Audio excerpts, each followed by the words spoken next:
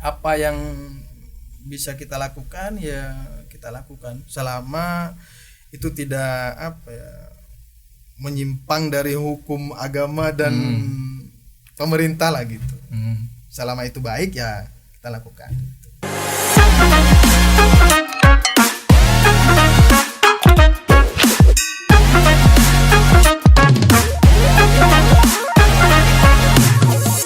Assalamualaikum warahmatullahi wabarakatuh.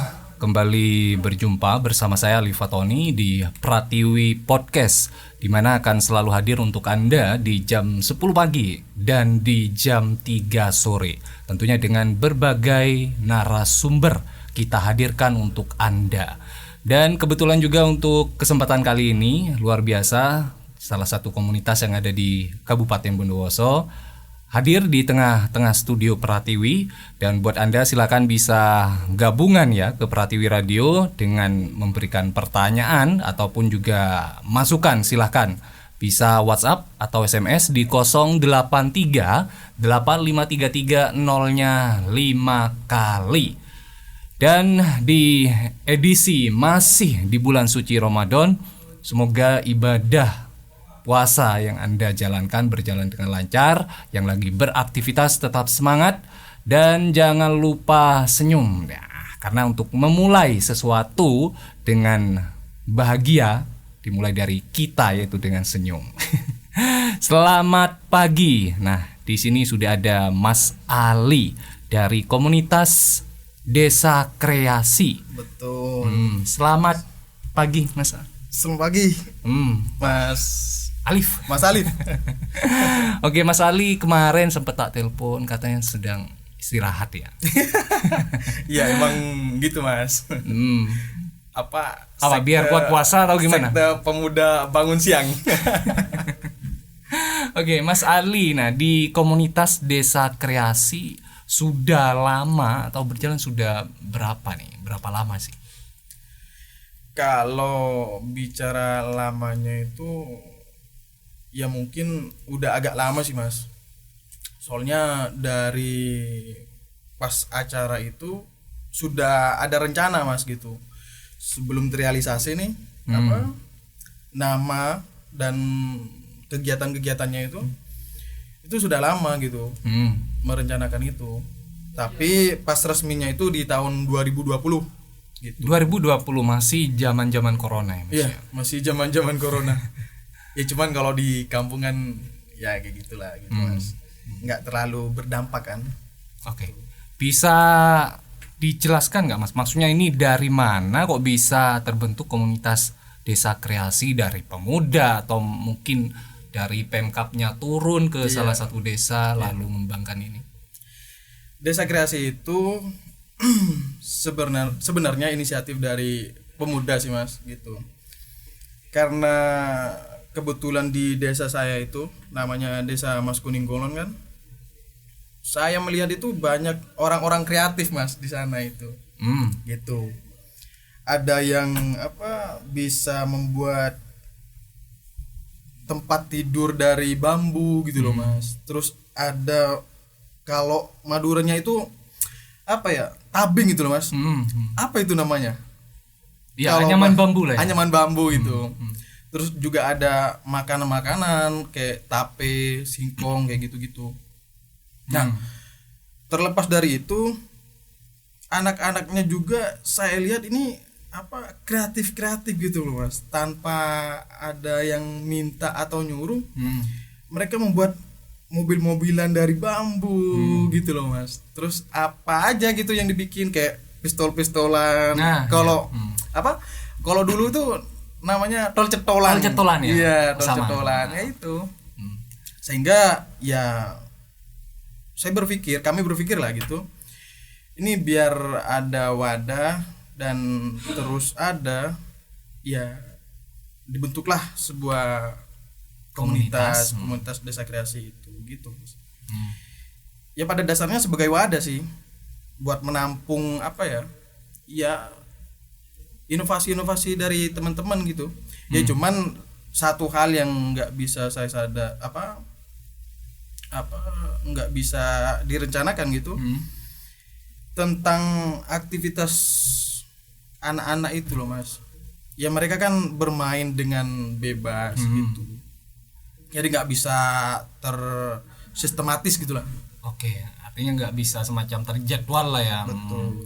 Jadi lebih ke ya semaunya mereka lah ya Mas ya. Lebih ke arah taktis sih. Taktis iya. ya. Taktis ya. Karena kan anak-anak itu musiman Mas. Permainan itu musiman itu. Iya.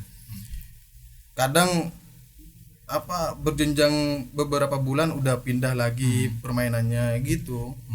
Nah di sana fungsi saya untuk mengarahkan gitu sama teman-teman yang tergabung dalam desa kreasi itu ya gitu. Ya menemani setidaknya permainan tradisional ini masih tetap lestari gitu loh.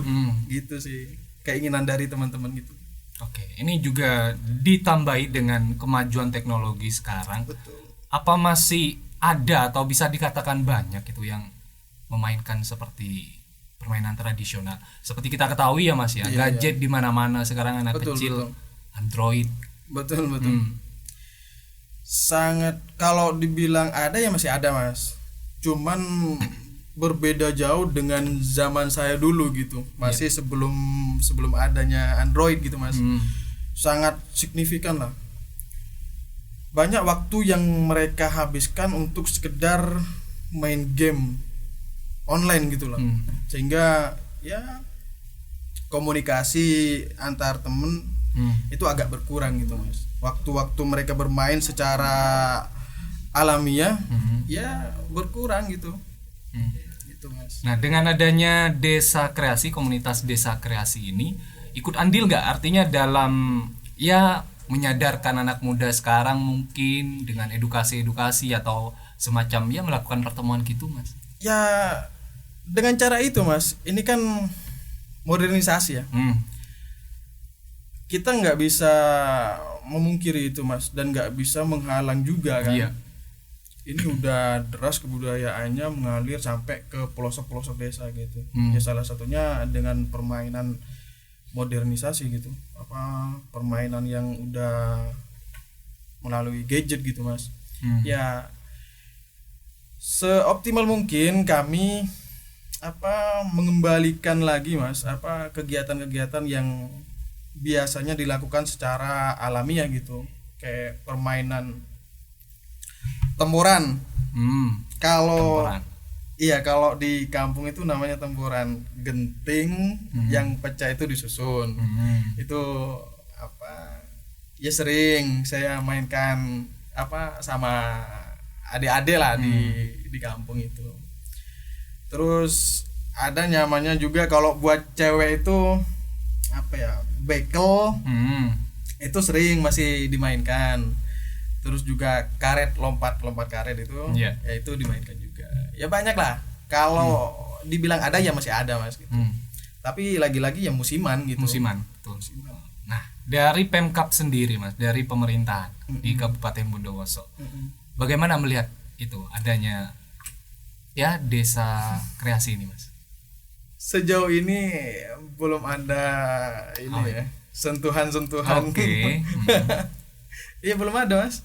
Jadi ya setiap kegiatan itu alamiah aja udah gitu. Ya cuman divisualisasikan saya video gitu. Satu sebagai pengingat, dan kedua biar masyarakat di luaran itu juga tahu bahwasanya di Mas Kuning Kulon itu masih ada kegiatan-kegiatan atau permainan-permainan tradisional kayak gitu Mas. Oke. Kemudian yang bisa ditunjukkan dengan adanya desa kreasi ini apa sih Mas? Ya mungkin dari hasilnya itu ya misalkan ada pembuatan kasur. Itu bisa. Ini tempat tidur itu. Tempat tidur dari bambu gitu. Itu kan punya nilai jual juga. Betul. Nah, itu Mas, terhalang dari ya modal lah gitu. Ya nggak terlalu, mungkin cuma sekedar pesanan, ketika ada orang yang mesen itu baru dibuat gitu loh Mas. Nggak sampai bikin terus numpuk, enggak. Jadi sistemnya itu pre-order lah. Kalau sekarang tuh pesan dulu baru dibikinin gitu. ada juga ini apa rajutan gitu mas, bikin rajutan tas atau gantungan kunci itu ada. Oke, jadi di dalam atau isi dari desa kreasi ini banyak ya mas ya, bukan cuma semacam apa tadi ya, misalkan pembuatan ini dari raju gitu, bambu gitu. Enggak, jadi universal apa fleksibel aja kita gitu. Apa yang bisa kita lakukan ya kita lakukan selama itu tidak apa ya menyimpang dari hukum agama dan pemerintah lah gitu. Selama itu baik ya kita lakukan gitu. Oke. Nah, cara nih selanjutnya nih cara agar masyarakat ini kan tentunya nggak semua ya di desa tahu tentang desa kreasi. Nah, bagaimana itu caranya agar mereka ya tahulah atau mengenal desa kreasi ini? Mungkin selain di desanya mungkin di tingkat kecamatan atau syukur-syukur di tingkat kabupaten. Kalau saat ini kita nggak terlalu jauh sampai ke sana mas, karena di Mas Kuning Kulon sendiri itu kita belum merata gitu pengenalannya. Baru ada beberapa RT saja yang tergabung di sana gitu. Makanya tugas dan fungsi tugas kita adalah satu ya, yang merajut yang ada di Mas Kuning Kulon itu sendiri gitu. Nggak belum, kalau per hari ini belum. Cuman cara untuk mengenalkannya itu ya lewat sosial media tadi. Di akun IG-nya ada, gitu, di Facebook-nya juga ada gitu mas. Nah itu juga efektif juga sih saya rasa, karena terbukti dengan di desa-desa lain ngeliat gitu, nanya sama saya kan, kebetulan juga banyak lah teman saya di desa-desa lain itu, oh ini acaranya bagus gitu, ini siapa nih yang bikin gitu, oh ini saya sama teman-teman gitu mas. Jadi memang sudah timbul ataupun juga tanggapan dari masyarakat akan adanya desa kreasi ini. Iya. Nah kemudian semacam target ataupun juga harapan nih dari adanya desa kreasi yang mungkin dari kebutuhan akan alat dan bahan mungkin ya, atau hal lain, itu masih diperlukan atau gimana? Iya, saya melihat dengan banyaknya orang-orang yang berpotensi di desa saya itu, saya rasa sangat dibutuhkan mas. Karena saya ngelihat satu orang yang sangat berpotensi, cuman nggak ada modal untuk mengembangkan potensinya itu, ya akhirnya apa adanya aja udah gitu, ya serabutan kerjanya, kadang juga ke Bali atau keluar daerah lah gitu mas, untuk mencari nafkah mas. Sedangkan di Mas Kuning Kulon sendiri itu potensinya besar, itu bagi saya ya. Tapi bagi teman-teman yang nggak mampu melihat itu ya akhirnya keluar gitu mas, cari pekerjaan keluar daerah kemana gitu. Di Mas Kuning Kulon itu kan banyak bambu mas, banyak bambu-bambunya, dan itu kalau sekiranya dimanfaatkan dengan baik itu bakal menjadi pemasukan buat personalnya sendiri gitu, punya nilai rupiah dan nah ini goals keinginan saya nanti. Pemuda-pemuda yang ada di desa Mas Kuning Kulon, nggak cuma di Mas Kuning Kulon sih, di lain daerah juga, agar bisa mengoptimalkan potensi yang ada di daerahnya masing-masing mas. Jadi kadang tuh saya heran ketika lulus, bukan heran sih, sudah keadaannya sih mungkin kayak gitu ya, lulus dari SMP atau SMA itu udah keluar kerja kemana gitu mas, keluar daerah, atau kalau enggak kerja keluar daerah mereka kawin. Nah seharusnya kalau apa dari pemerintah sendiri atau ada keterbukaan pikiran, ya mungkin nggak bakal sampai ke sana gitu. Artinya mereka mampu apa mengoptimalkan potensi yang ada di daerahnya mereka masing-masing gitu. Kayak daerah Alas Sumur kan, itu ada pemandian, ada apa namanya wisata gitulah. Nah di Mas Kuning Kulon sendiri itu terkenal dengan batu megalitikumnya. Desa gitu. apa tadi? Desa Megalit. Oh, dikenal dengan desa apa? Dolmen, Dolmen. kampung Dolmen sekarang, karena banyak batu megalitikum gitu Mas, batu prasejarah yang terdapat di desa Mas Kuning Kulon gitu. Banyak apa sawah gitu. Ya seharusnya itu kan yang menjadi apa modal pemasukan dari teman-teman gitu Mas. Kalau itu disadari kan gitu. Ada bambu yang bisa dijadikan berbagai macam alat yang bisa di apa menjadi pemasukan buat mereka kan gitu. Ya cuman dari keterbatasan itu akhirnya ya banyak yang memilih keluar daerah, bahkan sampai ada yang menikah gitu. Nah itu menjadi salah satu keinginan saya nanti pemuda-pemudanya ini bisa lebih kreatif lagi gitu Mas. Oke, nah ini berharap keinginan hingga nanti.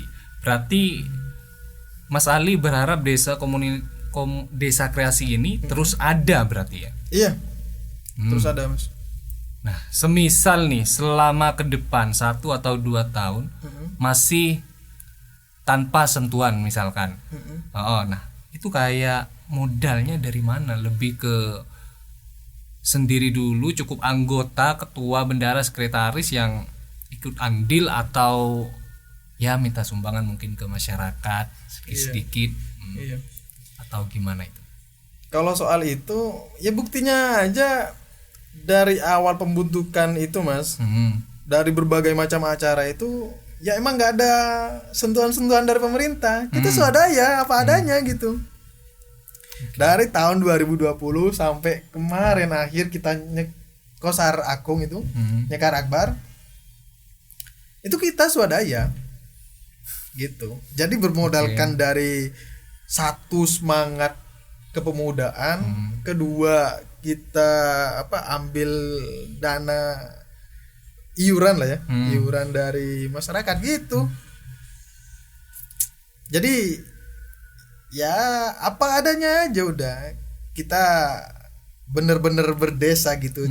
Cuman berdesa yang menambah wawasan dan kreativitas gitu. Oke, yang diambil dengan adanya semacam event itu apa sih dari Mas Ali? Ya mungkin masyarakatnya senang atau mereka bisa lebih terbuka lagi untuk mengembangkan kreativitas atau apa? Edukasi Mas. Edukasi ya. Edukasi. Karena minim banget gitu. SDM di daerah saya itu ya meskipun sudah ada sekolah, ya cuman beda ketika saya merasakan apa hegemoni di luar gitu. Ketika saya sering apa keluar terus pulang ke kampung itu jauh banget gitu. Kalau dibilang primitif, mohon maaf, ya iya gitu. Sampai untuk acara 17-an aja mereka acuh gitu loh Mas. Sedangkan di kota-kota besar itu momen yang paling ditunggu-tunggu gitu. Ya setidaknya dengan kita bikin kegiatan Hari Pahlawan, Hari Pancasila dan semacamnya, 17 Agustusan, itu bisa meningkatkan nasionalisme gitu. Ya itu, satu mental, kedua kecintaan terhadap daerah, itu. Intinya balik lagi ke diri masing-masing. Iya. Gitu Mas. Ini buat Anda pendengar, terima kasih yang sudah gabungan juga ke Pratiwi Radio. Ada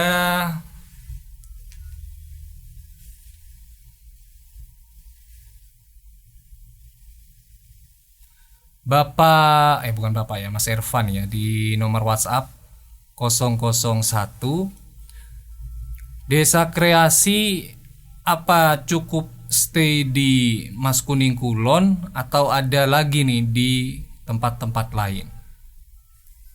Sementara ini ya seperti yang lanjut dari pertanyaan sampean barusan.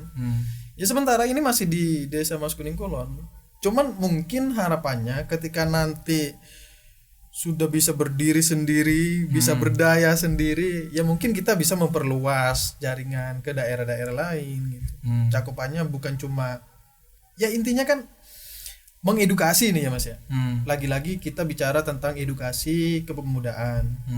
Bagaimana menumbuhkan mentalitas pemuda, itu satu. Kedua, kecintaan nasionalisme terhadap daerahnya masing-masing.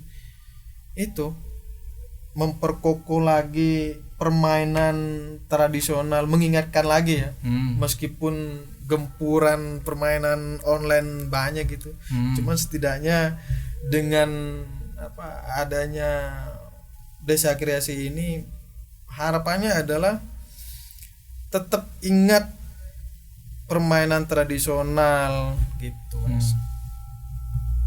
Oke, lanjut ke pertanyaan berikutnya. Ada Mas Harip, gak remuk tuh Mas swadaya ke masyarakat, misalkan acaranya selalu padat 1 bulan sekali, apa gak resah masyarakat?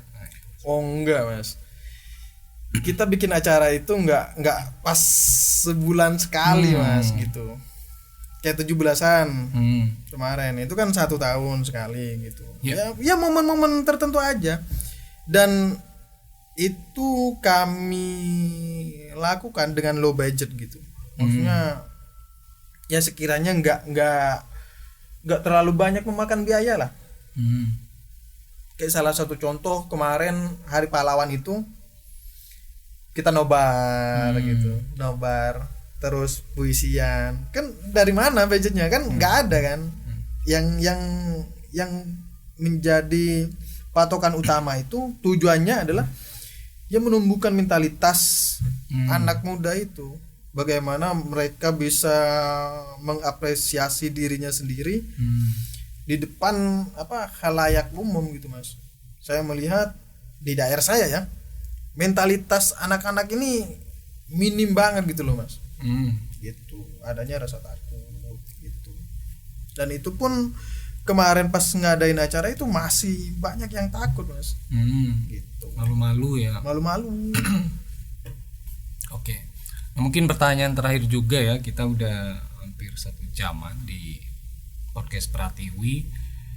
Balik lagi nih, harapan atau keinginan dari adanya Desa Kreasi.